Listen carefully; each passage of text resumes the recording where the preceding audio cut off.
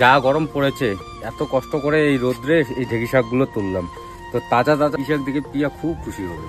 সবসময় টাকা খরচ করে বাজার করে খেতে একদমই ভালো লাগে না, আর এটাই তো গ্রামে থাকার মজা, যেদিকে তাকাবে সেদিকেই সবজি। তবে একটু তো কষ্ট আছে। আজ সকাল সকাল আমাকে বর এতটা খুশি করে দিয়েছে এই এতগুলো ঢেঁকি শাক, কারণ আমরা দুজনেই কিন্তু ঢেঁকি শাক খেতে ভীষণ পছন্দ। অনেকেই হয়তো জানো না এই ঢেঁকি শাকটা কি। এটা হচ্ছে ফার্ন গাছের যে প্রথমে হয় সেই পাতাটাই, সাথে নিয়েছে পুঁই শাকের পাতা, আর এগুলো দিয়ে ছ্যাঁকা খাবো বলে নিয়ে আসা হয়েছে। ঢেঁকি শাকগুলো এতটাই কচি যে পুরুষ পুরুষ করে ভেঙে যাচ্ছিল। এদিকে রান্নার আগে বাবাকে খাইয়ে স্পঞ্জ করিয়ে বিছানাপত্র সমস্ত কিছু ভালোভাবে তুলে তবেই স্নানে যাব, না হলে অনেকটা লেট হয়ে যায়। আমার ছেলেকে আনতে গেছে আমার বর, তাই ও আসার আগেই এই কাজগুলো সেরে নিলাম। এদিকে স্নান করে আসতে না আসতে ছেলে কান্নাকাটি শুরু, তাই মাথা টাথা আঁচড়ে ভালো করে ছেলেকে কোলে নিয়ে এবারে চলো রান্না বান্নায় আসা যায়। যেহেতু বাবাকে খাওয়ানো হয়ে গেছে তাই ওই দিকটা কিন্তু একদমই নিশ্চিত। অনেক ভেবে চিন্তে কাজ করি গো, মানে হয় না যেদিকে বৃষ্টি পড়ে সেদিকেই ছাতাটা আগে ধরি। নিজের খাওয়া দাওয়া শখ আহ্লাদ সমস্ত কিছু বিসর্জন দিয়ে নিজের সংসারটাকে দেখভাল করছি। আজ একটা মাস হলো গো নিজের মুখটা আয়না দিয়ে দেখি। এখন হয়তো অনেকেই বলবে আয়না কি বাড়িতে নেই?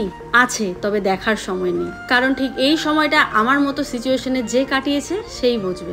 চলো ওইদিকে শাক ডিমের অমলেট গরম গরম এই দিয়েই কিন্তু আমাদের খাবারটা আজকে জমে যাবে, সাথে একটু ঘন্টা। আজ দুপুরের খাওয়াটা দারুণ হয়েছিল। চলো ভিডিও ভালো লাগলে সবাই চ্যানেলটার পাশে থেকো। টাটা।